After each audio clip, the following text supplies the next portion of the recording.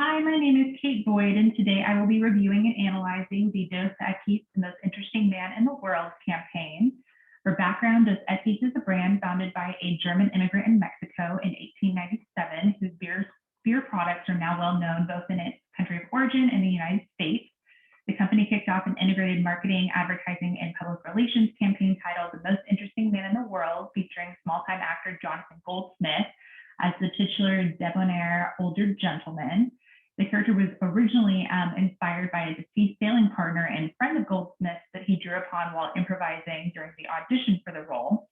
And this campaign was presented across multiple media channels, including digital, TV, radio, public relations, and direct marketing, which we will take a closer look at later on.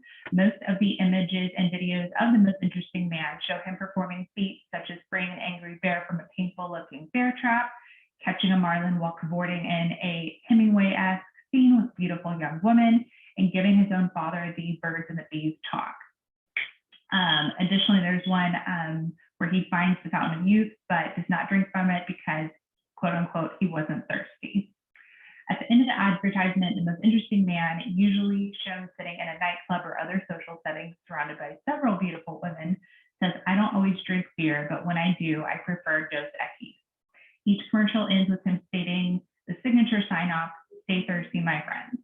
In 2016, Dos Equis announced Goldsmith's retirement from the role, with a final visual sending him on a one-way journey to Mars.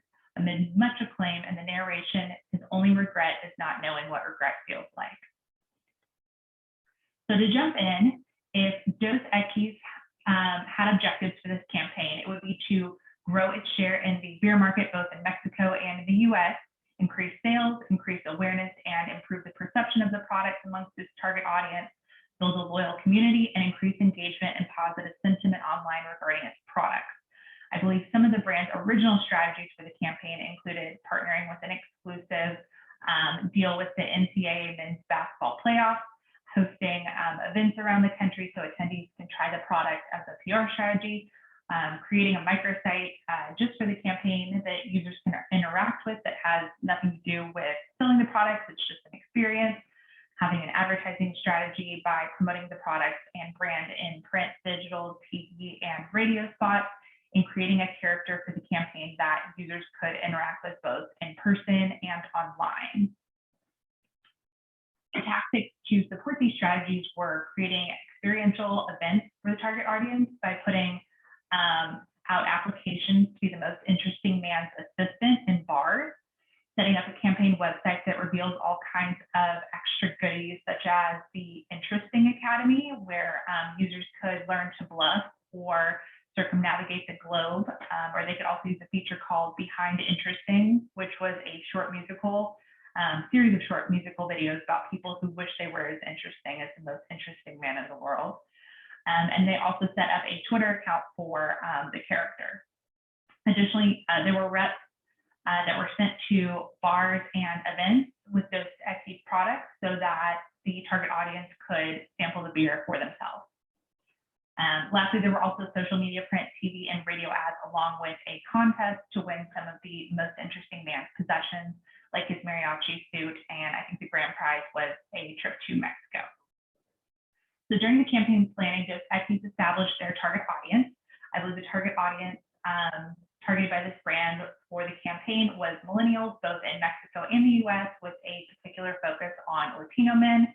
I think that Dos Equis was easily able to identify its audience as millennials because at the time of about 2006 to 2016, when this campaign ran, millennials were coming of age, give or take a few years, to drink alcohol. And they were not individuals who were already set in their beer buying habits. And this was also a generation that was very focused on image and presenting themselves well online and in person. Additionally, this audience's buying habits fit the brand's products, as Mexican beers are responsible for much of the growth in imported beers, because they're oftentimes considered more premium and appeal to both the growing Hispanic American population. And lastly, Mexican beers also have sort of this aura of vacation and relaxation that appeals to many US consumers. So as far as campaign planning, I think Dos Equis did a great job of making sure the product and logo were displayed well in each message. The message was clearly consumer focused. The jingle reflects the strategy, and there was a consistent look and tone in all of the elements of the IMC campaign. And the campaign ultimately reflects a really long-term focus. I think the promotional mix could have reflected the target audience's lifestyle and interest just a bit better by leaning into sports more than just the sponsorship with college football, and could have leaned in a little bit more with soccer and basketball, both on a collegiate and a professional level. I think this campaign had a key consumer benefit, being the emotional benefits that drinkers of the beer receive, being associated with the Dos Equis brand, and that they feel more cultured and confident in themselves and their social presence. It seems that the brand identified that their target audience's deepest fear was of being boring. So, being the most interesting man in the world was sort of the antithesis of being boring. And the key consumer benefit articulated without saying it outright, that it was intriguing and that people who drank or purchased Dos Equis were both intriguing and charismatic people. And if they wanted to be perceived that way, then they should purchase the drink and should purchase and drink these products as well. Additionally, the visual and verbal messages conveyed that the most interesting man is rich in stories and experiences, much the way the audience hopes to be in the future. So rather than an embodiment of the brand, the most interesting man is a voluntary brand spokesperson, and he and Dos Equis kind of share a point of view on life that it should be lived interestingly. IMC campaigns must appear and speak with one cohesive and consistent tone of voice across the promotional mix. So there is cohesion with the verbal mix, with the slogan, "I don't always drink beer, but when I do, I prefer Dos Equis," and the shorter one of "Stay thirsty, my friends," along with Goldsmith as the character representation of the most interesting man in the world.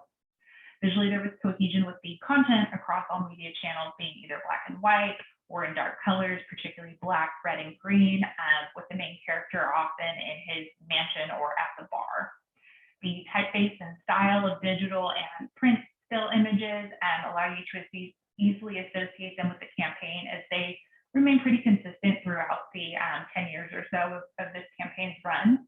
So many of these repetitive elements of the visual and verbal messages allow Dos Equis to instantly come to mind by the target audience, and even individuals not specifically being targeted, just because it was so sort of unique, risky, and kind of low-key humorous at the same time, but didn't come across as if it was trying too hard.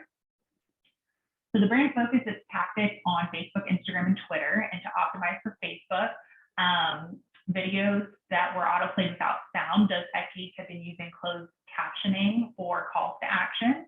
And then another tactic on Twitter, the campaign led to extended conversations with fans, even inciting some of them to adopt the brand voice in their replies. And additionally, Dos Equis launched a interesting index, an interactive online tool that ranked consumers based on data pulled from their Facebook page.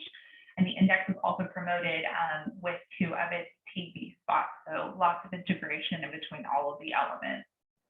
Some of the recommendations I have for the campaign would be the improvement of the visual and verbal messages, along with some of the promotional mix. After looking through quite a bit of the promo mix materials throughout, almost a decade of the campaign's run, I think there could have been improvement on the quantity of experiential in-person events, particularly more to meet and interact with the iconic character of the most interesting man. I think individuals would have attended events to take pictures with him or be at the same extreme sporting event as he was at. And Dos Equis could have also sponsored that event. So since this campaign was well known for having such heavy user engagement and discourse around it, I think it would have been beneficial for Dos Equis to repurpose some of the content, such as the memes or user-generated content. People could submit photos or videos, and they could be highlighted on the social media platforms of Dos Equis as something themed like the second most interesting man of the day or the week or something like that. So additionally, Dos Equis took a marketing from the middle approach with their verbal message slogan of "I don't always drink beer, but when I do, I prefer Dos Equis," which is slightly risky as it doesn't fully commit to promoting the product.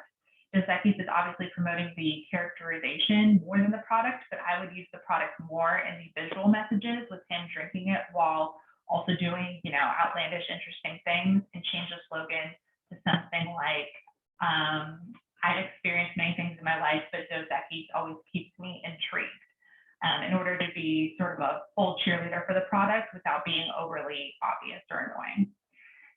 A risk by having the campaign be so character driven is when you try to evolve the brand and end the characters run in the campaign, while trying to be married to the best practices of being relentlessly sort of consistent with the verbal and visual message. And I think the campaign, as it ended, did run into that a little bit.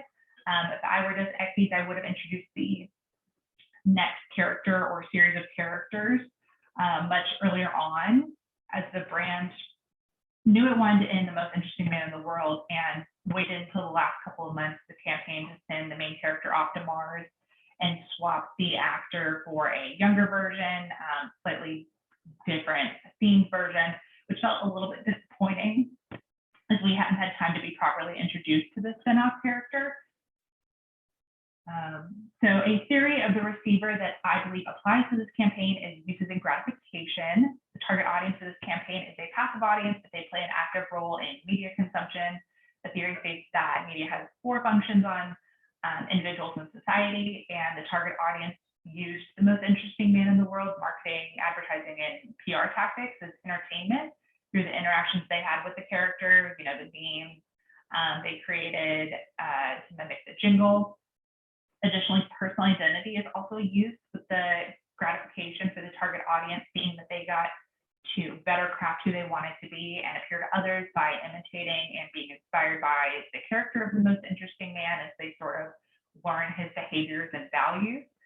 And the target audience used social media and experiential and in-person events hosted by the brand for this campaign to sort of satisfy their need to not feel boring or average, and Dos Equis really relied on those uses and gratifications to create their campaign. So overall, this campaign was extremely well done, with some notable stats from Dos Equis' VP of Marketing support its impact through 2016. Dos Equis nearly tripled its business since the campaign was introduced. The number of cases Dos Equis shipped between 2007 and 2015 grew by almost 35%, and Heineken, who owns Dos Equis, estimates that about 25% of its future growth will come from the Dos Equis brand. Thank you.